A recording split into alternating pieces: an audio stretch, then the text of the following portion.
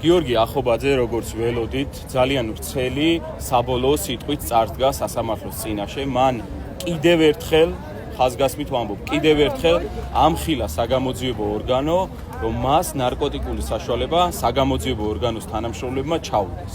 გიორგის მიერ კიდევ ერთხელ მიმოხილული არგუმენტებით და ფაქტობრივი გარემოებებით ნამდვილად დადასტურდა ის, რომ ბრალდების მხარეს არანაირი ურთიერთშეთანხმებული და უთყუარი და დამაჯერებელი მტკიცებულებათა ერთობლიობა არ აქვს სასამართლოში წარმოდგენილი გიორგი ახობაძის საწინააღმდეგო.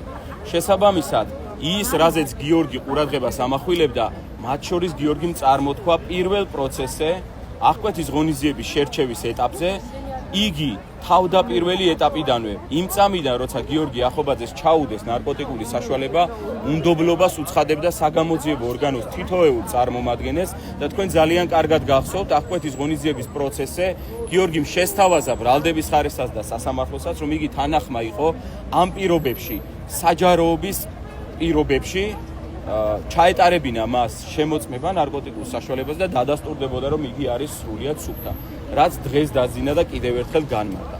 შესაბამისად, მიუხედავად იმისა, რომ დღეს როგორც ბრალდების მხარე, ასევე დაცვის მხარე მოსამართლისვე სიტყვებიდან გამომდინარე ველოდით, რომ გამოცხადდებოდა განაჩენი, რატომღაც გადაწყდა ისე, რომ განაჩენის გამოცხადება გადაიდო და ორშაბათს 10 საათზე გამოცხადდება განაჩენი. დღეს კიდევ ერთხელ დადასტურდა ის, რომ გიორგი ახობაძეს ნარკოტიკული საშუალება არ ჰქონდა და ჩაუდო საგამოძიებო ორგანოს წარმომადგენლებმა. შესაბამისად, ხაზგასმით აღვნიშნავ, ალტერნატივა არ აქვს გამომართლებელ განაჩენს საქმის ობიექტურად განხილვის პირობებში.